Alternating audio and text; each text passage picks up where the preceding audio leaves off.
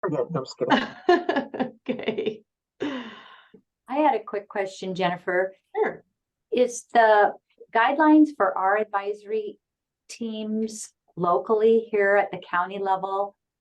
Are those guidelines in Teams? I don't know if they're on Teams or not. I think I've been sending them out as requested. I can't remember if they're on Teams or not. I could put them up there though. That'd be great. Yeah.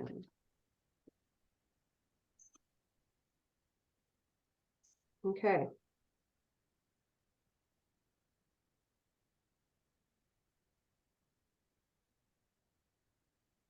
Will do.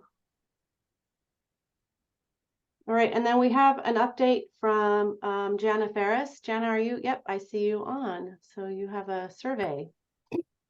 Yeah, got a couple of things. First of all, I'm going to be sending out a volunteer survey at the conclusion of this meeting. That is, so it's designed by the 4-H program, but it does pertain it's primarily a volunteerism survey, and there's certain things on there that apply to both programs. So I'd like for you guys to finish it. If something doesn't apply, just mark it however you want, or just mark it as a 1. That would be perfect. I'm looking at rating people's skills on various volunteerism aspects, such as working with volunteers through conflicts, and the rating scale, it's a Likert scale. It begins at I do this very well, and it ends with I don't even know what this is. So if there's things that don't pertain to Master Gardener stuff, please mark that one. I'm asking for you to complete this so that I have some idea of what kind of professional development offerings you may be interested in the domain of volunteerism. And so the deadline for responding on that, it'll be in the email, but it's November 15th. It takes a little while. It's 100 questions or 100 statements. But what I'm wanting you to do is go through it. Please be very honest. It's an anonymous survey. I won't know who submitted it, but with your honesty, I'll get a really good idea of where people are at this time and how I can plan professional development activities to help you guys increase your skill in certain areas. Secondly, and thank you, Mary, for just sending me that email, because it reminded me that I'm going to be sending to each county. And if there's a coordinator that I know, I should know who all the coordinators are. If there's a coordinator, I'll be sending it to the coordinator. If not, I'll be sending it to the county director. It's going to be just a 1-pager. It lists your program. It talks about your Sterling user, your GivePulse user, your extension.org user, and different codes and or enrollment keys or whatever you might have. I'm going to do that once a year. I'm going to do that right around the beginning of October every year, just to get an update, because I don't always get notified when people have been changed, or whenever people change who's doing their administrative duties on checking those different platforms that we use. That is, I think, everything. Oh, one more reminder. Anytime there's an adverse background check that comes back from Sterling, it may show up in your review background check screen as a consider. I'm going to ask you not to open those. I also get an alert on my desktop that says, we've got this one back, you need to look at it. I'll take a look at it. I don't think I've been more than 24, 48 hours answering those lately. But if you do get one, just know I'm working on it. I'm the only one that approves those, and or the AG's office in my absence. We do that because we want to make sure it is a consistent judgment as to who is eligible and who is not. Previously, we had an issue where some counties would say okay, and some counties would say, no, I don't want that person. So it comes through me. I do check it. If I have any questions, I run it through the AG's office if it's anything new that I haven't handled before. A lot of people say, can you just tell us what will get them rejected.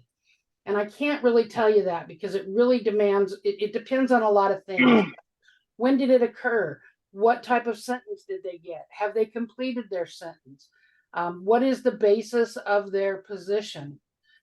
So I can tell you that, you know, if somebody got a DUI in 1980 and they had a fine and was on probation and they did everything and got through with it, that's not going to preclude them. But if they got a DUI 2 weeks ago, it might, or we might have to put a restriction on them until they've been duly adjudicated. So those come through my desk. Like I said, 24, usually I respond to them within 24 hours. And if I don't send out a message that says this volunteer is eligible, but they will show up in your Manage My Volunteer screen. So if they disappear from your review background checks, it either means they're ineligible and they don't go into your Manage My Volunteer screen, or they are eligible and they just automatically sent over there. If they're ineligible, you'll be hearing from me. And we are on a time crunch on those. So if you get, I can tell you, Lauren in Island County, he is my star pupil on this. If you get an email from me that says, hey, I got a volunteer issue I need to discuss with you, that means call me ASAP. And I'll usually put my cell phone number on there. If it's towards the end of the day, you can call me in the evening or whatever, because legally we're required to notify the applicant if there's an adverse finding. So if you get that message from me, call me right away. I just usually need to chat with you just a little bit to find out what you know about it, if you know anything or whatever. So just respond to me whenever I send that out. Hey, Gianna, can I ask a quick question? Sure. Yeah. So, and I may have missed it because I hopped on a little late, but will we automatically get those notifications from Sterling, or do we have to go into the system and look for them? I think I'm pretty sure you get an email, you get a notification when somebody has been, maybe, you guys tell me, do you get one whenever somebody is approved? And no, those will just go back. They'll just go over into your Manage My. I know at one time you got an email and somebody complained they was getting so many emails they didn't want them. So I think we shut them off. So if you just go in and check, you can see them in your Manage My Volunteer screen. And does anyone, so you said Lauren is someone that's, I mean, I could maybe tap into Lauren and get some help from him just to make sure I'm navigating things correctly and doing things. No, Lauren just responded to me as I quick as see. possible. If you need some help, we're going to be scheduling a review. Okay. I'm hoping to have all those things out on the 15th of November. If you need help with that, I can help you with that until then. However, I am going on annual leave beginning next Tuesday, and I won't be back until the 14th of November. Okay. So All right. just so you guys know, if you have volunteer issues between Halloween and the 14th of November, you need to reach out to Jennifer. And that'll be on my I'm not here anymore. Last thing, Connors gave my phone number away. I don't know why. I've been given absolutely no reason why, but they gave my phone number away. So we're in the process of setting up a new one. So if I need you to call me, I'll throw a number on there to call me with. Otherwise, you'll see my phone number in the signature panel of my email. So that's it. That's all I have. Thank you, Jenna. Looking forward to having the refresh for the background checks and stuff. It'll be good. All right, so next on the agenda is update from our quality resources groups. So first I've got Bryce Battisti is here, and he's going to talk a little bit about the curriculum update. Okay, thanks, Jennifer. It's good to be here. Am I able to share my screen? Sure. So I have Yep. permissions for that? Okay. Yep. Okay, I just put together a couple notes here. What I wanted to talk about today. So you should see a little box with notes in it. Is that showing up? Okay. So the first thing for updates for me is I'm facilitating a WSU Extension Master Gardener Training Curricula Design Team, and we're going to have our first meeting on Monday. And we're going to work together to do a backward design process on the current course that we have. So going through everything that we have and thinking about it with the end goal in mind first, and then figuring out how we can work towards that end goal. And it could be as far ranging as, pulling everything apart and starting anew, or maybe things will just need tweaks, but that's what we're getting together for. We decided to do it with a sort of a focus group like this, so that it'd be a manageable group of people to get together each week for a few months. But we definitely intend to check in with the larger group periodically and get feedback to make sure we don't go too far off track with our ideas. Okay, another thing I'm doing is collecting videos to supplement the new textbook and then any new modules that we might come up with. So we have a team in Connors that can make videos, but it's not free. And so we're looking for any videos that might exist already. And I thought to reach out to all of you because you must come across videos all the time in your research and when you're trying to like teach something or share something with somebody. But we're especially looking for ones that are just like 3 to 5 minutes long, really high quality audio and video, really specific to our needs in the Pacific Northwest. So I sent out a spreadsheet. So I was going to send it out as like a survey or something like that, but I thought, well, the spreadsheet will be good because it'll have like the context of what I'm talking about. It looks like this, and it should have gone out on the Master Gardener Coordinators listserv, but I haven't had anyone add to this spreadsheet yet. The idea is it's totally editable and you can just add your own things to it, because I have another copy. So if you mess something up, it doesn't really matter. But on the spreadsheet, I show the context of like each chapter, and then this includes the new chapters. And then a little description of like what sort of video types we're looking for each chapter, how long they should be, what, the sort of an idea of what they should look like. Some of this stuff is for our video team that's going to create videos, like some of the details that are here. But just to give you an idea what I was envisioning. So in this last green column here, other sources is where I thought people could add little links to videos that they know of on each topic. If you have some videos and want to talk to me about those, and this spreadsheet is not working for you, or you didn't get my message or something like that, just email me. This is, and I still can't believe it is, but this is my full-time job. I get to do this all day. So just reach out to me anytime and we'll talk about it and we'll share video ideas. Okay, third thing, exploring interactive textbooks and learning management systems. So for the past couple months, really, month and a half, I've been looking into like what are more interactive ways we could like make the course look. There are bigger discussions going on about like a learning management system, but I've just been looking into things, so I thought I'd show a couple of screens here. This one's called Top Hat, but there are other ways to do this where you can take the text of your textbook and make it so people can jump between chapters, obviously. So this is not a PDF. This is on this site called Top Hat.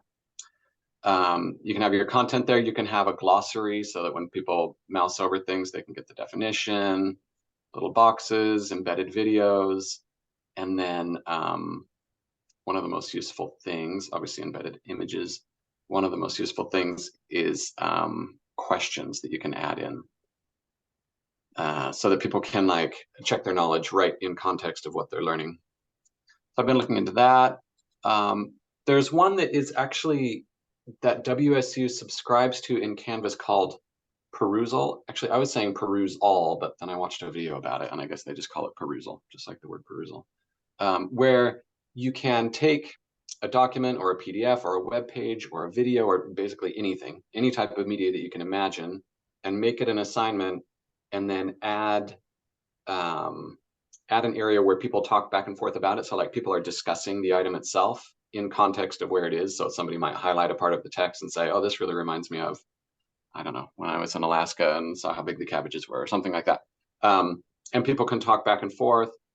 So there's some potential there for adding more interactivity to our how the course currently is. And then I just wanted to show this as an example. This I don't think we have in Canvas, and I don't know why. I guess I'll ask our good friends at Global Campus why we don't have it, but there are interactive elements that can be embedded anywhere in Canvas if your campus subscribes to it. So, like here's a little like memory game, and you can add that in anywhere on a page. You'd be able to add it in. Yeah, I got one. Okay. So those are examples of interactive things I'm looking into. Okay.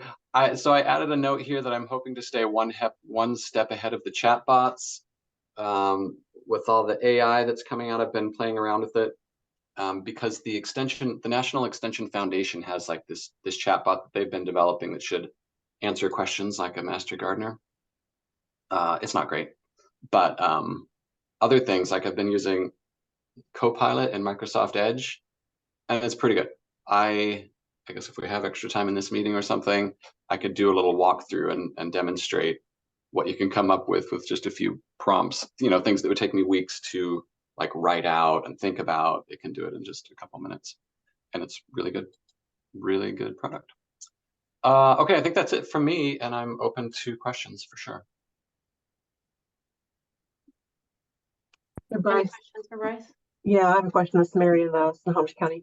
Is this meant to enhance what we already have? Or is this in place of?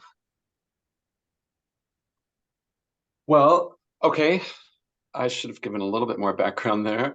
Yeah, so we're almost done revising the textbook. And so as part of that process, we thought we would revise and update the modules in Canvas.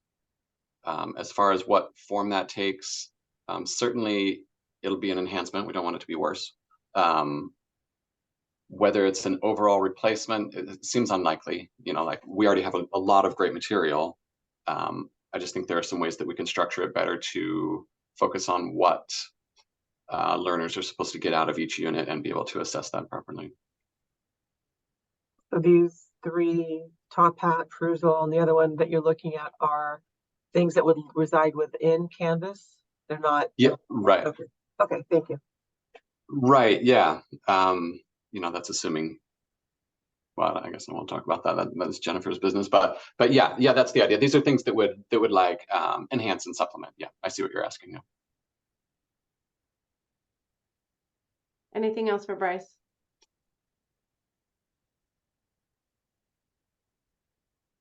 Would this impact the cost of the $75 technology fee if we're gonna be paying extra for this? Yeah, so there are a lot of moving parts with this update. But potentially it could increase or it could decrease.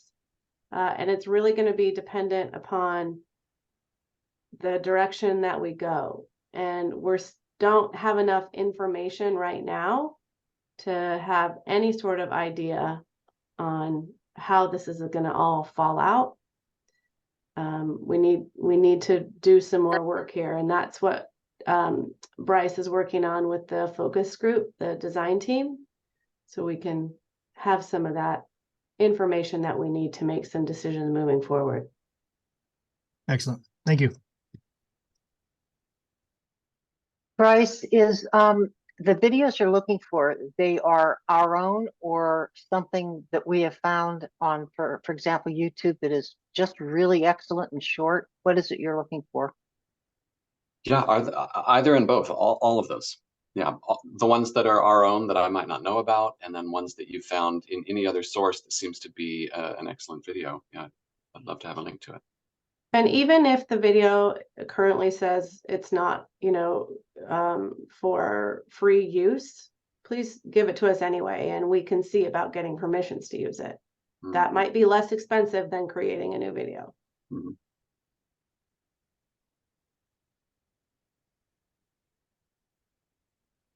Okay, thanks, Bryce.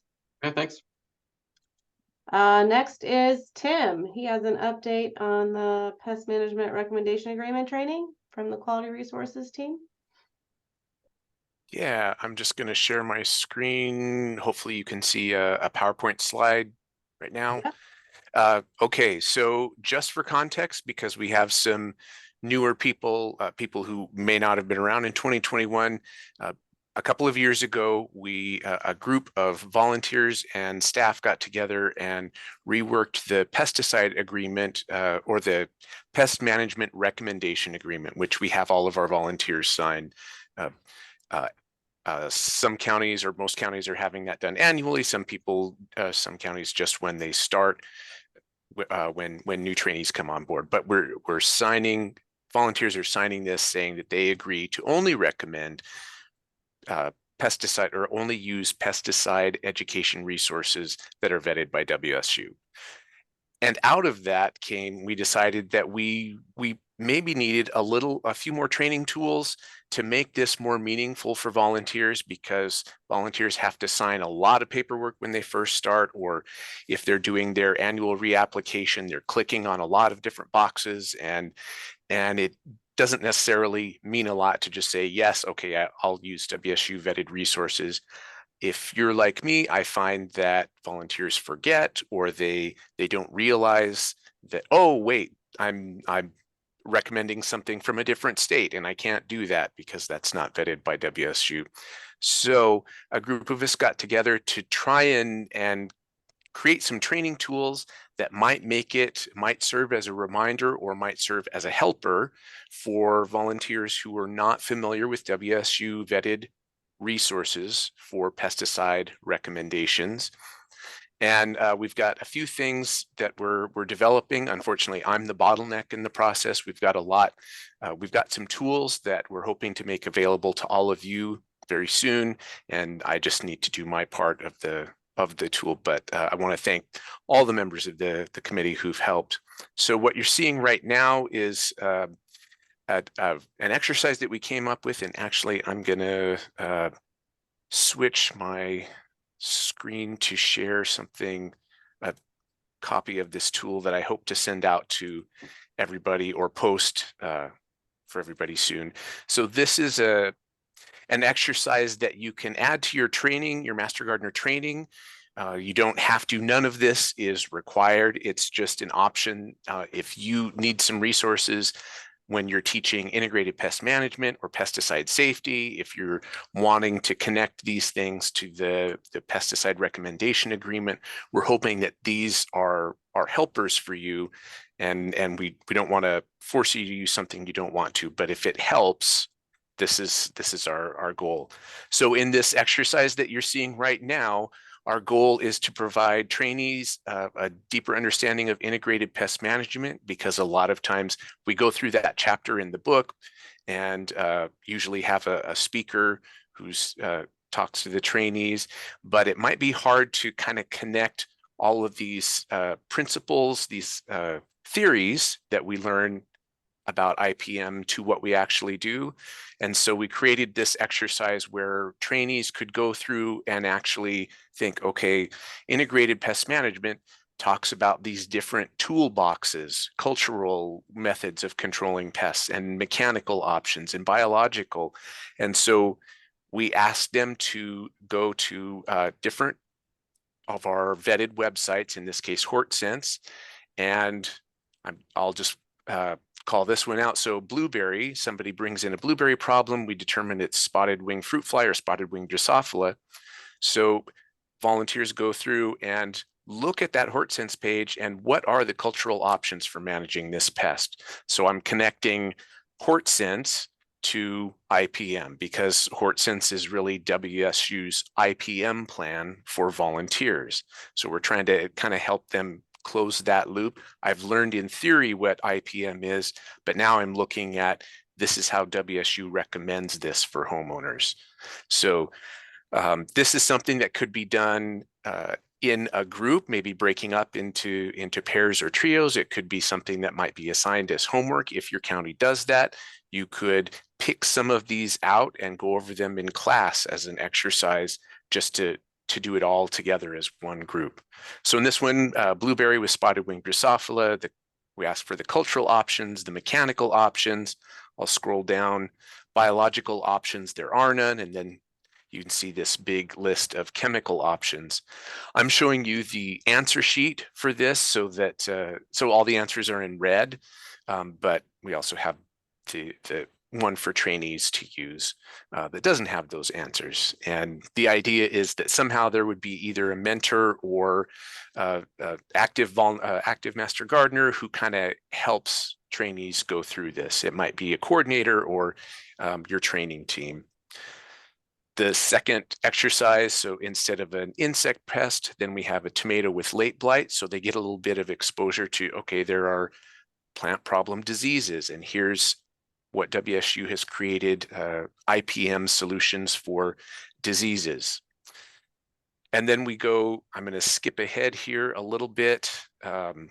There's a third option here. Maybe they want to take something out of their garden, the plant name and a pest problem they're having, and go through and list those different pieces of IPM for their own. I'm going to skip down to the Pacific Northwest Handbook.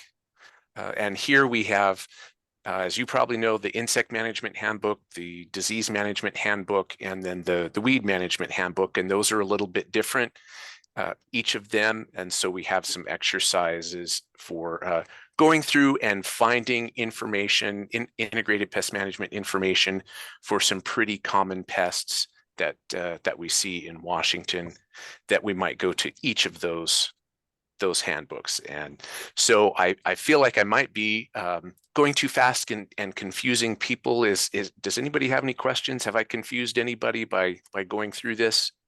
This is something that I'll make available to you, and what we might be able to do is put it on the Master Gardener website or put it in Teams so people can download it from there.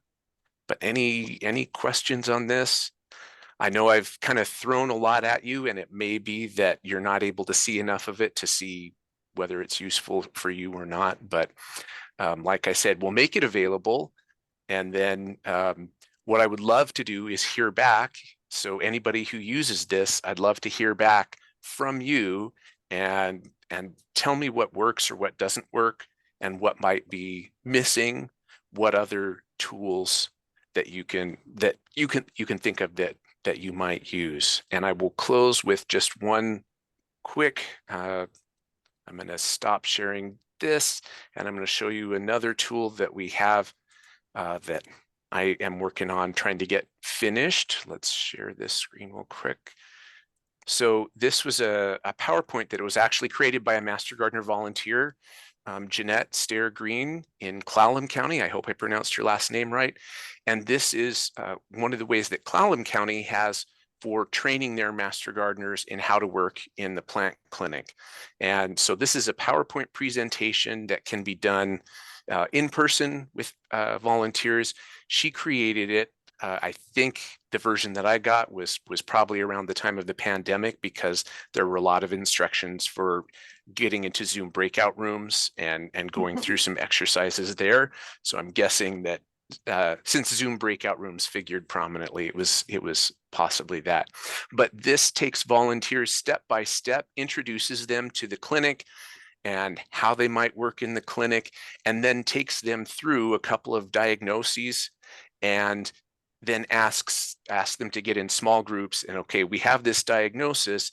This group go to HortSense and report back to us what you found. And then this other group go to the PNWs and report back what you found. And then also ask the trainees to give their impressions. How easy or how difficult was it to use HortSense? What did you like or not like about these different resources?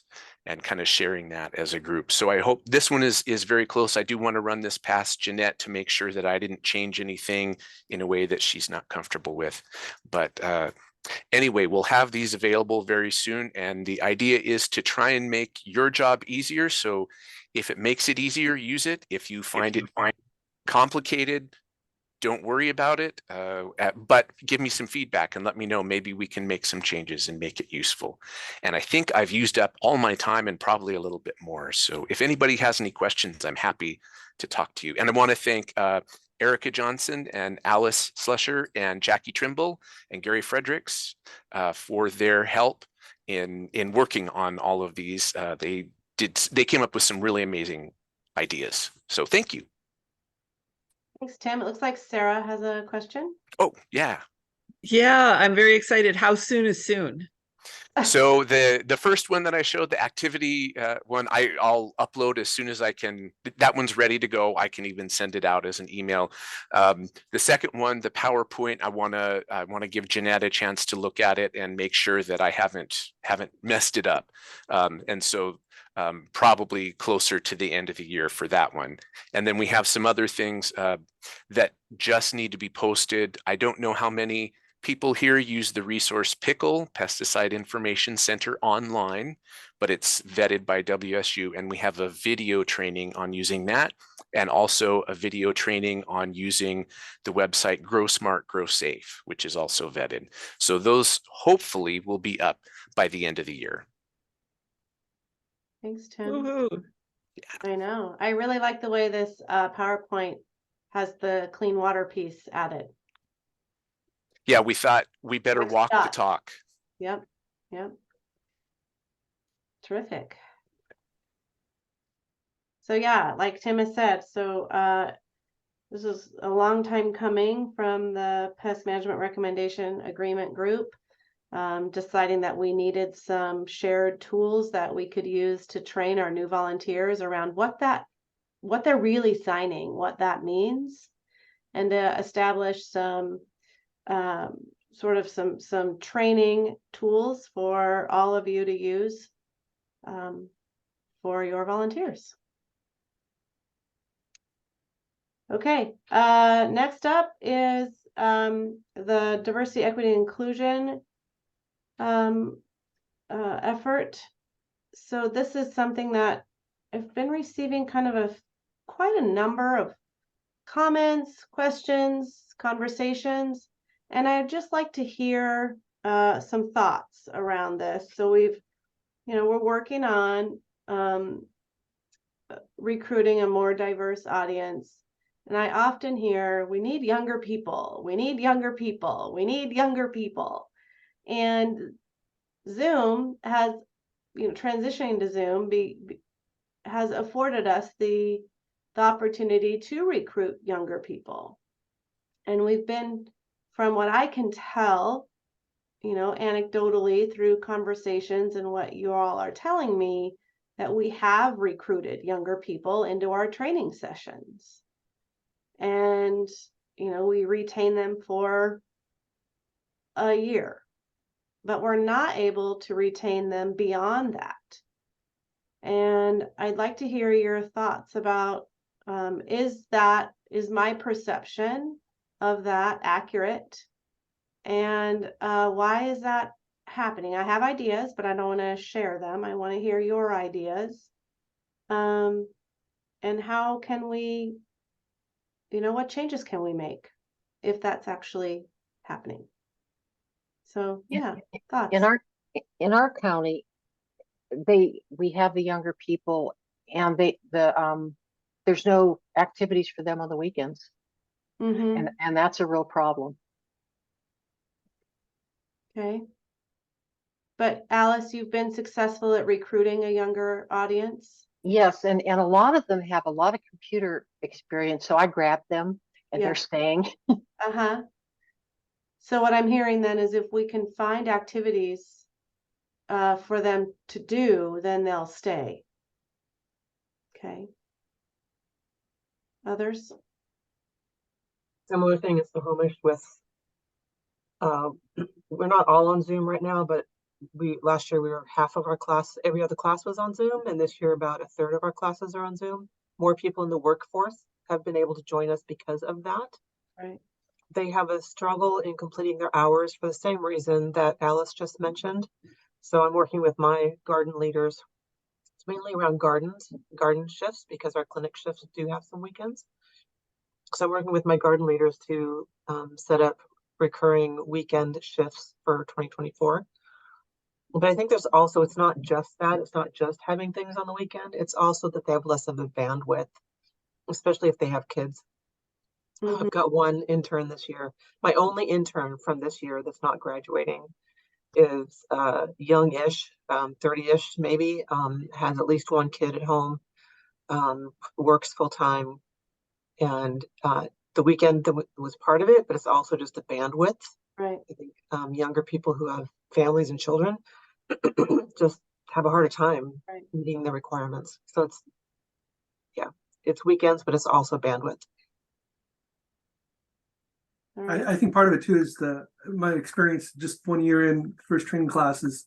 There's some that did it was hybrid. It was virtual and in person. And the ones that did it virtually, they don't feel connected with the other volunteers. It seems like our volunteers are in clumps. They have their little groups within the larger group, and I don't get any sense of that with the people that did the training virtually. They don't have connection with other volunteers. And Marco, the people that were doing it virtually, did they have an opportunity to create relationships with the other people that were virtual, or? Well, the part of it was that others doing it virtually were from Okanagan County. Okay. Yeah. Okay, understood. Yeah. Let's see. Hari had her hand up first, but I don't see that anymore. Hari, are you still? Oh, yeah, because Mary said some of it, but I haven't actually had any issues with retaining the younger people. We are starting to get more, and they're staying. Okay. What we have done for gardens specifically for the issue of the weekends is that we've had them adopt a bed, and so they can go in the evening or go on the weekend whenever it worked for them to take care of that bed instead of having to go to the work parties. And then we have, all of our clinics are evening or weekend, so that's been easy. But we've been also doing a lot more of any advanced trainings or anything like that. We've started to do those in the evenings for people who are working, and so that seems to be helping a lot. Do you offer like 2 rounds of the training, like daytime training and evening training, to try to meet the needs of all? No, so our annual training, that is still done in the day and it's still done during the week. And I've been doing a hybrid model for the last few years. Most of the lecture is on Zoom, and then we have demonstrations and or on a hands-on training at the end of it, more in the spring. And then we have a couple of classes like our clinic class and our clinic diagnosis, and our first class, we do those in person, but the rest of them are on Zoom for the annual training. And then in the fall, we've just been offering advanced trainings for CEs or and for the public, and we do those always in the evening so that the people, our younger people, can attend those. Okay. Thank you. Sarah? Something Hari said really resonated for me, which is the people adopting a bed. Yeah. And what I've seen is that the younger people, if they know that the program needs them to do something or is using or valuing their skills, that's a big retention tool. So if they've adopted a bed, it's like, well, that's mine. If I don't take care of it, what's going to happen? And that helps people feel like they're actually contributing. And we also have been having meetings every 2 months for our interns. And we invited our DEI team to one of them. The people stayed after. They went into a breakout room. I had to make the DEI leader the co-host so that I could leave after a while. And they were very energized after that. And I think that's something that a younger set of volunteers is looking for, is what is the relevance and the outreach that they can be part of. Great. Thanks for that. Jason? Yeah, so we're gonna start getting together with our mentors and our training team and the demo garden managers, because that's the biggest thing right there is yeah, the weekend work, they can only do that. And I try to make it as friendly, as family friendly as possible. So we have on a foundation, we have one of my trainees. She was the first one had a baby in the program, so which is really cool. So so that's you can't get any younger than that right there. But so and I'm trying to give people things to do, younger folks things to do at home. So if they can't come in to do some program support in the office or whatever, like PowerPoint cleanup. So we have all these ancient PowerPoints, and I have a video game designer in my program. Okay. She's super smart. Anyway, so I'm like, hey, is that something you can help with? And of course, that's not a big deal for her. So trying to find things. Jenna said it awesome. So about find those people, recruiting those people at where they're at. Are they focused on food? Well, so farmers markets or whatever, but figuring out why they want to do it and then give them those tools they need. So that's kind of something I've been trying to put together a little bit more. And there's another thing that I can't even remember what the heck I was going to say. Start rambling. Anyway, great idea about the having a garden bed just for the new people. That's super cool. I like that idea. And I like the way Sarah put it, is that then they know that if they don't take care of it, it's like ownership, right? It's something that they have to take care of, and they're really giving back, and that's what they want. So Yep. Great. Yep. Awesome. Okay, this is a good discussion, and I think helpful. As we look at what are the barriers to participation, and how can we make some changes to reduce some of those barriers. All right, next, professional development. We're gonna have an in-person meeting in June for the first time since 2019. So for those of you who have been around a while, we used to meet every June for a day and a half, and a retreat style where we'd focus on, a couple of different topics. And so we're going to do that in June. We had it all planned for June of 2020. It just, didn't happen. And so I've asked Patty Ratzlaff in Yakima, Kittitas, to help plan that in a very central location there in Ellensburg. It'll be easy for us all to get to, or as easy. It's right in the middle of the state. I know it's harder for others. But so Patty's going to help with that. We don't have any dates lined out yet, but I just wanted to let you know that was on the horizon for us. And then I wanted to have another couple little discussions around continuing education. So this is something that's come up for many, many years, really since I started. And I remember asking Tony Fitzgerald way back when, how do we, Tony Fitzgerald was my predecessor in 2 times ago. How do we know what qualifies for CE and what doesn't? And she said, very simply put, she said, if it improves the volunteer's ability to be an extension master gardener, then it should count for CE. Well, that was a long time ago. And now we've got social media, we've got YouTube, we've got chatbots, we've got AI, we've got all of these different things. And I think it's time to just have a larger discussion around continuing education and approving continuing education. This question came up again. It was a YouTube question. We have a few major YouTubers out there, and they want to know if these YouTube videos count for CE. And I don't know how we as staff can ever ferret out what counts and what doesn't out there. I see that we're, reaching the 2 o'clock hour. But I'd like to hear your thoughts. How do you how do you receive requests for CE? How do you approve requests for CE? How do you deny requests for CE? You know, what is your matrix for that? So I don't know if you have one or thoughts, or do we want to hold it out for a different time? Bridget? We can hold, can you hear me? Yeah.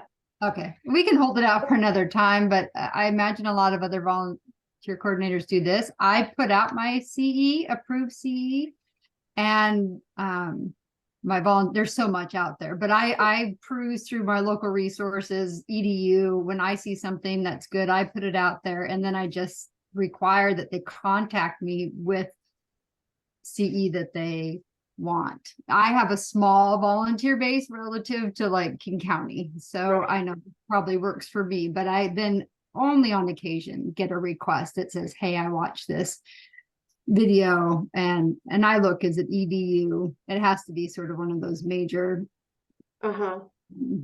respected organizations, USGS, whomever, NCRS or something like that, for me to approve, because I don't have the time to vet the whole video if it's just a professional gardener. Right.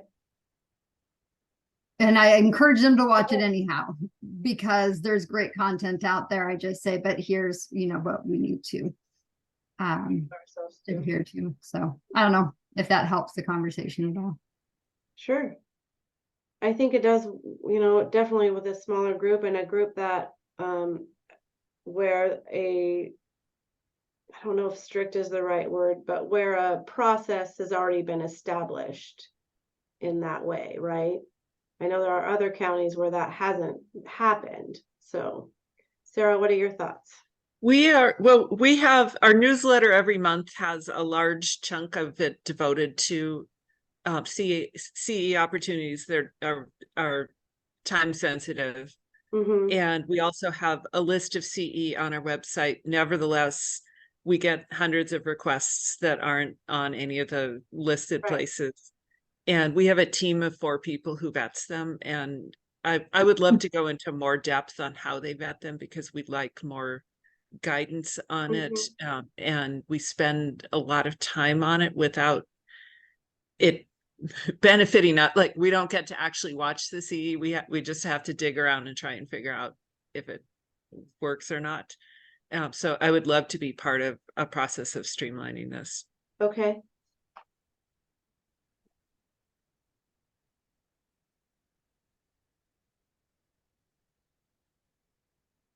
Great. Any other thoughts on that?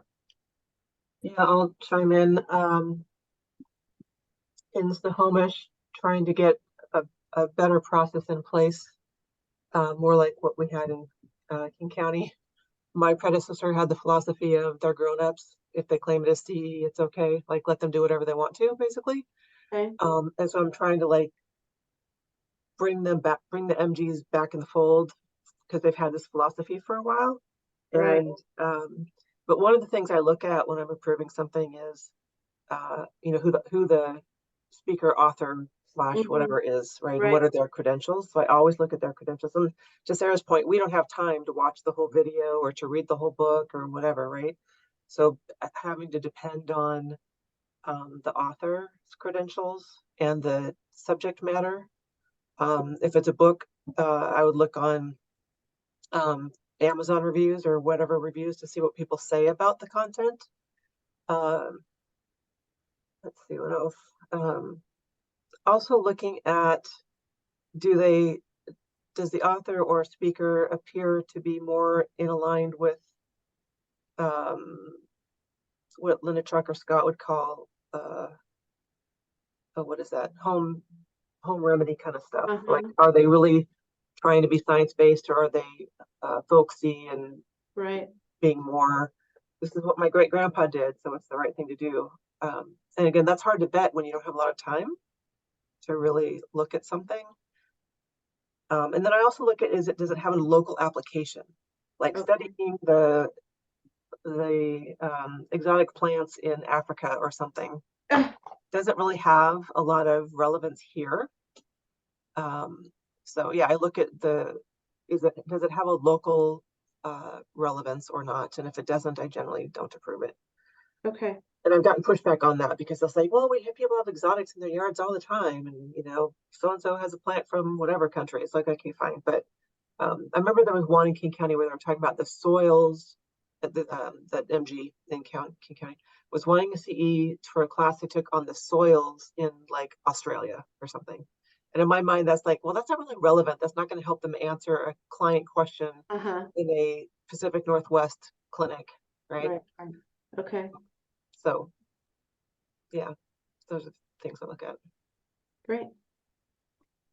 So I think, well, this will be something on our list of things we need to start working on for our group. Yeah. Sarah? There's something I'd like to add to the discussion, which is we have a lot of people who take certification courses in other things, like they'll take an arborist certification or whatever it is. They'll take a series of classes and ask for blanket CE on them. And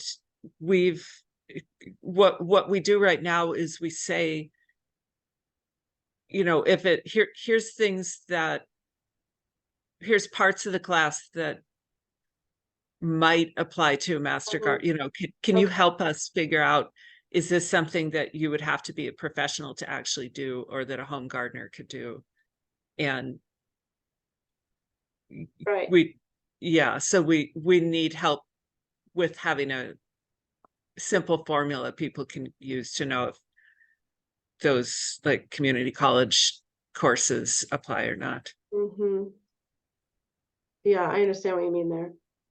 There's a bird watching group here in Wenatchee that I forget.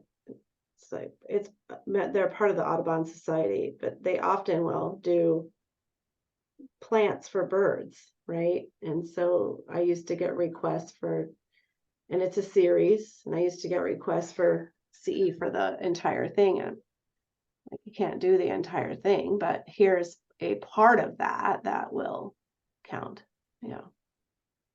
Yeah, I know you want to stop the conversation, but I just thought of something which I'm sure is on everyone's minds, is that people's motivations, right? There's the folks that are trying to squeeze it in to get it done before the end of the year. And then there's folks that are truly embracing or have more time on their hands or just are more into continuing to learn. So like paying attention to which was mentioned earlier, the bandwidth thing, like, okay, if you just are trying to get this done because it's part of recertification, or were you really into this? So that's just the motivation, I guess, is. Yeah, and that brings up a larger conversation around, the number of hours that we require. Is that reasonable? So, okay, so we'll keep this conversation going. What I want to do in that June meeting is, at least at this point in time, you could ask me in April, it'll be different, right? At this point in time, really look at the work that we did in 2018 in terms of the 5 teams that we created and the work that we're doing in those 5 teams to make sure that we're going in the right direction, and then updating the work of those teams. And CE, could certainly be one of those underneath the professional development piece. So, okay. And then infrastructure, I just was going to give a quick update on the SharePoint. So we're still working on it. There's a great team that we've pulled together of volunteers and coordinators. The idea is to have a SharePoint site that volunteers can access, that we can use to communicate out best practices, tools, resources, share between counties, share from state to county, from county to state, have shared emails. So it's a humongous project, humongous. And it's being facilitated by somebody, me, who doesn't really know anything about this stuff. And so I'm working with this team as best I can to learn and keep us moving in the right direction. And I just thank you for your patience but we're getting there. Alice. On that SharePoint site, the shared one, will it be possible for master gardeners to upload photos, shared photos of, oh my gosh, that And is videos.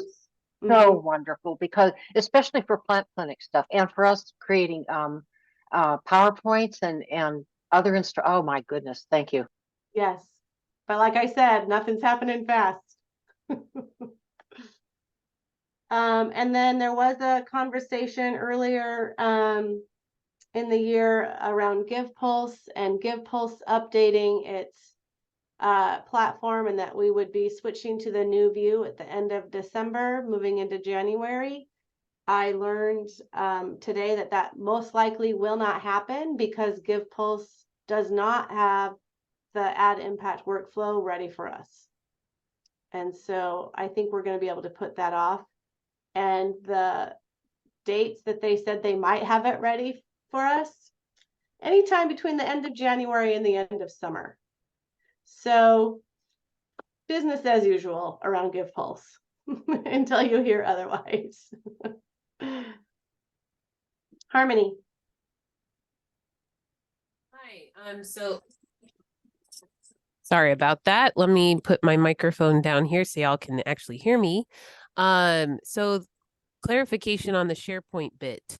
Is that the one where the Master Gardeners are now going to have a Clallam Master Gardeners at wsu.edu email address for working on plant clinic without, so that's the SharePoint system you're referring to. Okay, great. Thank you for clarifying. Just wanted to. You are welcome. Thanks. So Hari, I saw a question from you in the chat on WSU Pubs. Yeah, so our office manager was trying to order some things for us, and it's like the site is down or something, I don't know. And I went in earlier, I don't know, probably 2 weeks ago for something, and I kept getting an error when I was trying to like order the manual and order. We were doing a native plant training, and we wanted some things, and we weren't able to download the PDFs. And I was just wondering if there was something going on, or if that's a user error on my end. Yeah, were you the one who asked me this before? Did you ask me this a couple weeks ago? I don't think so. Okay, because I might have. I asked you a lot of stuff, I know. Well, I got an email from somebody else about it too, and I tested it and it worked just fine. And I sent a note to Lei Jean, and she said it's working fine on her end. So if you're Okay. still struggling, send Lei Jean. Do you know how to get in touch? Lei Jean, what is her last name? Lei Jean. Is it Tate? Lei Jean Taylor. Taylor. Okay. Yeah, I'm pretty sure it's Taylor. So send her a note, Lagene. She's the only one in the system that's spelled that way. And see. Okay. Yep, it's Taylor. Okay. Okay. Thank you. Great. Thanks. And then let's see, telling our story. We have our program priorities, and now Wendy, our dean, is working on public value statements for us. And serving the resilient Washington vision. And so part of what I want to do in June, is looking at these again, and maybe it's time to revise them and make them, more in alignment with the value work that Wendy's encouraging us to do. So there's still going to be some more training around that from Vicky's office. And I'm looking forward to learning about how they want us to do those public value statements. But it's really important work to have our constituents understand what are those differences that we make in the communities, and why should they care about it. I was in a meeting yesterday, the Dean Roadshow, the Leadership Roadshow. It was mostly with, this is just an example, mostly with tree fruit folks. And one of the Hort department people who is very focused on tree fruit. She's a tree fruit physiologist, was talking about her impact reports. She's very proud of her impact reports. And she was sharing about what they say. And I always consider myself sort of the canary in the coal mine. I don't have the same skill sets that people have in the, the PhD world. I'm very different than that.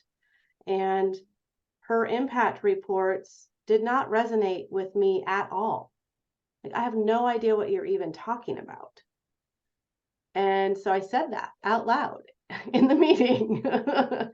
And trying, because Wendy and others, we were talking about elevating our impact reports so that everybody understands why they should care.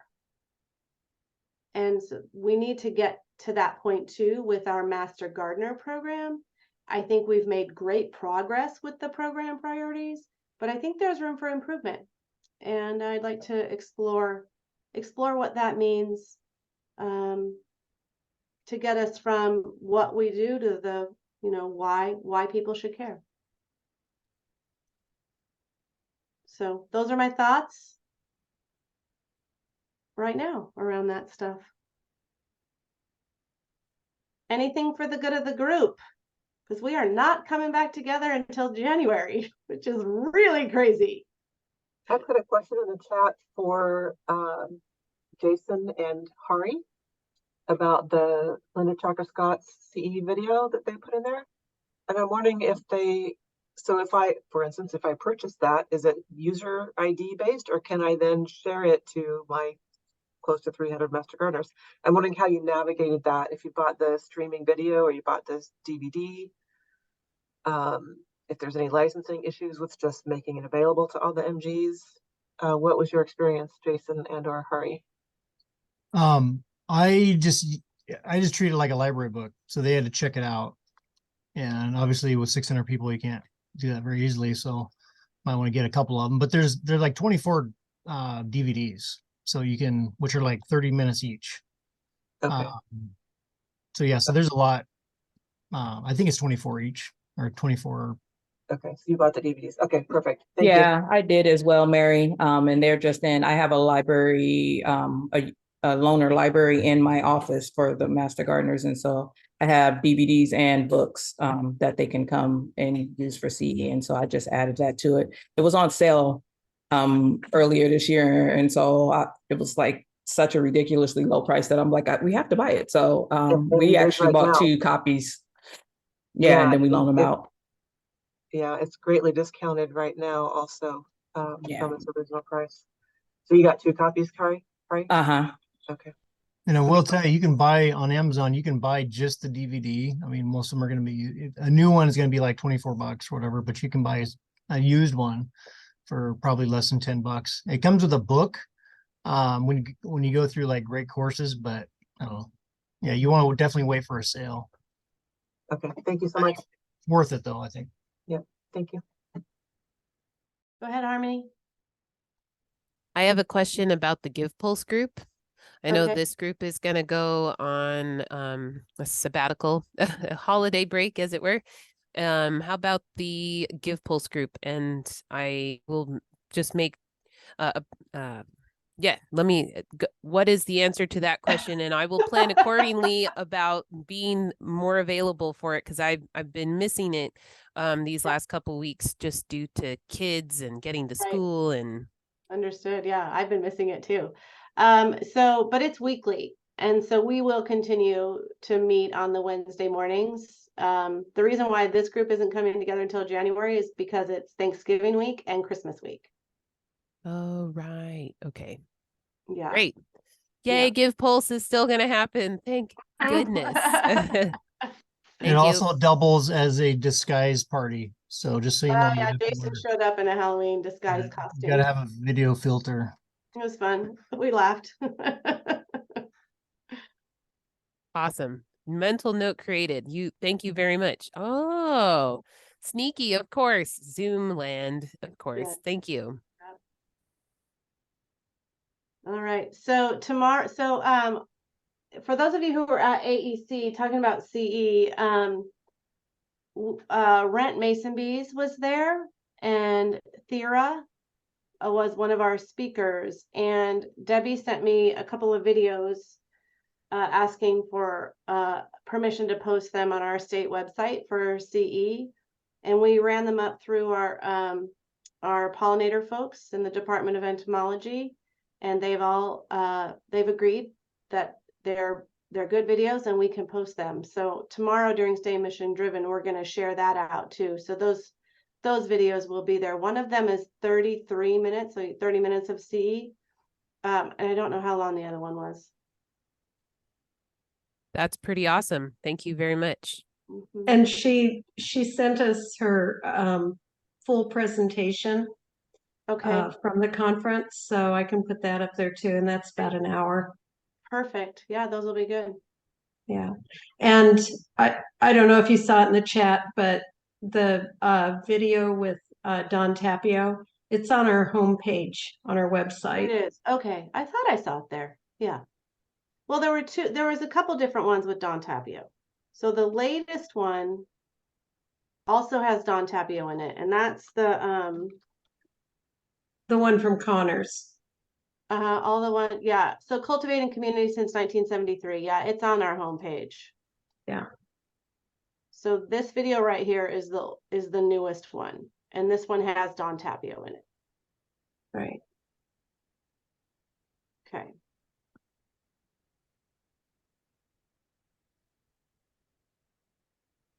Corey, are you there? Yes, I am. Hello. How's it going with are you hearing from the Shelter Family Farm stuff? Yes, so I just hold on, where's my video? Sorry, keep going crazy. Yeah, so we have only 1 week left of the corn maze. It's been going good. We finally got our drone camera done this week. That was a headache, but other than that, it was good. So now we have an actual live picture of the corn maze now, 2 of them. From the drone, and then but then we still have our computer generated one too. But yeah, so now we can compare and contrast, and you can kind of see now, because it happened so late, where people have been trying to make their own pathways out, or you can see the heavily used pathways from the air. So that was kind of interesting, to say the least. So anyway, get me out of here. I'm correct. just going through the corn. Yeah. And basically because the volunteers have been going out each week to check on them, and to also, so we've only lost a skeleton leg, and as far as stolen, like people take stuff away, so we've only lost one of that. And then the last one was we had an upcycling one, so our MRCs also had part of it, and so we had a vertical one that had compost, recycling, trash, and that. Well, they were adding their own items to those, so they were actually engaging with it, where we had displays of it, where then in fact they were actually adding their own stuff to the bucket. So they also had to bring trash bags out there with the volunteers in order to collect the stuff and take it back to get recycled as well. So we didn't know about that either. So yes, it's been good though. Yeah, good. It's fun. I'm excited to see the drone footage. Yeah. So fingers crossed. The documents right now is very large, and so I can't email it. So we're trying to get out another way to get it here. Okay. Last thing, which I came in late. So but anyways, is the birthday video available that was shown at the conference? Because I'd like to actually show that at our awards coming up. And I wasn't sure if I missed that in the 15 I minutes know that missed. one's on OneDrive. Debbie, how can we get it out? So we could put it on the YouTube account. Oh, that's right. Okay. So if we upload it to our YouTube page, and then you can get it from there. Okay. Yeah. And then the other one is the PowerPoint for that that you did about the foundation versus program. I saw that wasn't on the advanced conference website, and I wanted to also have access to that for our foundation. We had our retreat last week, and Oh, I okay. would like them to review that. I thought I put it under the handouts last week, but I'll go back and check. Okay. I didn't go as of last week, so I did it earlier on in the month when it was first launched. I went in and downloaded all the stuff that I wanted, but Okay. Yeah, I think it's in there now. And the Rent Mason Bees, she actually gave us, well, it's watermarked, PowerPoint presentation, but if people want to use any of it, they can contact her, and she's really open to that. So Where are the handouts on the website, Debbie? so it was only by link. So if you type in, if you go to the home page and then do /handouts, it should Okay. take you to that. But it's not on a menu. Okay, got it. Everybody was asking me. I did not know that. Okay, terrific.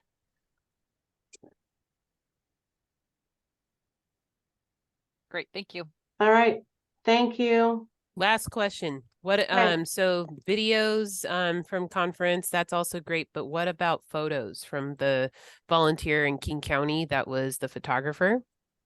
So I now have all the photos. It's probably, there are probably about 1,800.